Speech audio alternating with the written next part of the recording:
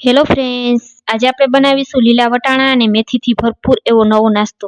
તો તેના માટે અડધો કપ લીલા વટાણાને મિક્સર જારમાં ઉમેરી દેશું. એક ટુકડો આદુનો અને 2 લીલા મરચાં ઉમેરી દેશું. ઢાંકણ ઢાંકી અને એકદમ સરસ સ્મૂથ પેસ્ટ તૈયાર કરી લેશું. તમે જોઈ શકશો આ રીતની એકદમ સરસ સ્મૂથ પેસ્ટ તૈયાર થઈ ગઈ છે. તેને એક વાટકીમાં કાઢી લેશું.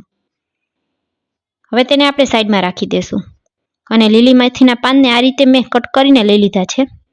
હવે આપણે તેને એકદમ સરસ ઝીણા સુધારી લેવાના છે.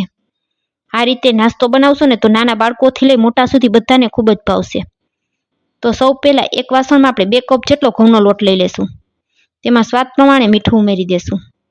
5 ચમચી જેટલી હળદર ઉમેરી દેશું. અડધી ચમચી જેટલું લાલ મરચું પાવડર ઉમેરી દેશું. અડધી ચમચી જેટલો ગરમ મસાલો ઉમેરી દેશું. ત્યારબાદ 5 ચમચી જેટલી હિંગ ઉમેરી દેશું. અડધી ચમચી જેટલા અજમાને હાથેથી આ રીતે ઘસીને ઉમેરી દેશું. ત્યારબાદ 1 ચમચી જેટલું આખું જીરું હાથેથી ઘસી અને આ રીતે ઉમેરી દેશું. ત્યારબાદ 1 ચમચી જેટલા સફેદ તલ ઉમેરી દેશું. 2 ચમચી ચણાનો લોટ ઉમેરી દેશું.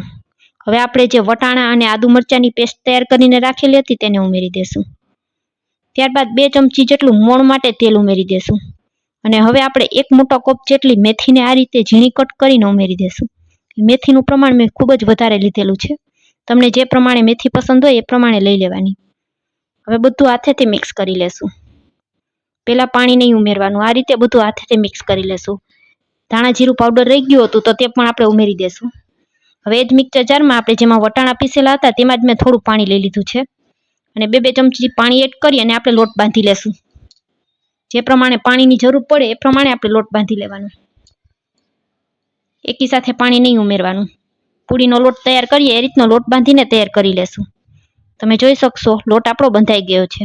તો અડધી ચમચી જેટલું ઉપરથી તેલ ઉમેરી દેશું. અને લોટને એકદમ સરસ મસળી લેશું. તેલ ઉમેરવાથી લોટ આપણે હાથમાં ચોટશે નહીં. આ રીતે 1 મિનિટ સુધી લોટને મસળી લેવાનો છે. હવે લોટ એકદમ સરસ મસળાઈ ગયો છે. તો આપણે બાંધેલા લોટને ઢાંકણ ઢાંકી અને 5 મિનિટ સુધી રહેવા દેશું. 5 મિનિટ બાદ ઢાંકણ ખોલી અને લોટને જોઈ લેશું. તો લોટ એકદમ સરસ સોફ્ટ થઈ ગયો છે. ફરી પાછું 1 મિનિટ આ રીતે હાથેથી તેને કૂણવી લેવાનું. હવે બાંધેલા લોટમાંથી આ રીતે નાના નાના એવા લુવા વાળીને તૈયાર કરી લેશું. અને ત્યારબાદ પાટલા ઉપર રાખી અને તેની પૂરી વણીને તૈયાર કરી લેશું. પૂરી વણતી સમયે લોટ અથવા તમારે તેલ લગાવવું હોય તો તમે લગાવી શકો છો. મેં કાંઈ જ પણ લગાવ્યું નથી. આ જ રીતે એમને પૂરી વણીને તૈયાર કરી લીધી છે. પૂરીને તમે એક એક કરી અને આ રીતે પણ વણીને તૈયાર કરી શકો છો.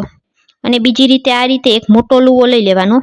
બંને બાજુ થોડો ઘઉંનો કોરો લોટ લગાવી દેશું. અને હવે તેને આપણે પાટલાના સાઈઝની વણીને તૈયાર કરી લેશું. વધારે જાડી પણ નહીં અને વધારે પાતળી પણ નહીં એવું આપણે વણીને તૈયાર કરી લેવાનું. તમે જોઈ શકશો મેં પાટલાની સાઈઝની વણીને તૈયાર કરી લીધી છે. આ રીતનું પહેલાં વણી લેવાનું. અને ત્યારબાદ કોઈ ગ્લાસ અથવા વાટકીની મદદથી આ રીતે પૂરીનો શેપ આપી દેવાનો. આ રીતે પૂરી બનાવશો તો બધી પૂરી એક જ સાઈઝની બનીને તૈયાર થશે. તમને જે રીતે ફાવે એ રીતે બધી પૂરીને તૈયાર કરી લેવાની. હવે બધી પૂરી આ રીતે મેં તૈયાર કરી લીધી છે. આ જ લોટમાંથી તમે પૂરી પણ બનાવી શકો છો અને થેપલા પણ બનાવીને તૈયાર કરી શકો છો. મેં થોડા થેપલા વણીને પણ તૈયાર કરેલા છે. અને તમને પરોઠા પસંદ હોય તો તમે પરોઠા પણ બનાવી શકો છો. મેથી અને વટાણાના થેપલા, પરોઠા અને પૂરી બધું જ સરસ લાગશે. હવે આ બાજુ મેં તેલ ગરમ કરવા પણ મૂકી દીધું હતું. તેલ ગરમ થઈ જાય એટલે તેમાં આપણે એક એક કરીને પૂરી તળી લેશું. એક પૂરી આ રીતે ફૂલી જાય ત્યારબાદ આપણે તેમાં બીજી પૂરી ઉમેરીશું. આ ગરમા ગરમ પૂરીને તમે સવારે નાસ્તામાં ચા સાથે ખાઈ શકો છો. બટેકાના શાક સાથે બપોરે લંચમાં પણ ખાઈ શકો છો. અને દહીંની તિખારી સાથે પણ ખૂબ જ સરસ લાગે છે. અને બાળકોને લંચ બોક્સમાં આપશો તો બાળકોને પણ ખૂબ જ ભાવશે. પૂરી અથવા પરોઠા અથવા થેપલા બનાવી અને તમે બાળકોને લંચ બોક્સમાં પણ આપી શકો છો. બધી પૂરીને આપણે આ રીતે તૈયાર કરી લેશું. અને જો તમારે પૂરી ન બનાવવી હોય તો તમે એકલા થેપલા પણ બનાવી શકો છો. મેં આ બાજુ લોઢી તપ્પા પણ રાખી દીધી હતી. તો હવે આપણે તેમાં થેપલા કરી લેશું. તો થેપલાને પહેલાં આ રીતે લોઢીમાં બંને બાજુ અધકચરું એવું આપણે શેકી લેવાનું છે. થોડું થોડું આ રીતે પહેલાં તેલ લગાવ્યા વગર શેકી લેવાનું. બંને બાજુ થોડું થોડું શેકાઈ જાય એટલે બંને સાઈડ અડધી અડધી ચમચી તેલ લગાવી દેશું. તમારે ઘીથી શેકવા હોય તો તમે ઘી પણ લગાવી શકો છો. અને ધીમા તાપ ઉપર થેપલાને બંને બાજુ શેકી લેશું. એકદમ સરસ ક્રિસ્પી થઈ જાય ત્યાં સુધી શેકી લેવાનું. તો તમે જોઈ શકશો હવે આપણા થેપલા પણ તૈયાર થઈ ગયા છે. હવે આપણે થેપલા અને પૂરી બંને જ આ રીતે તૈયાર કરી લીધું છે.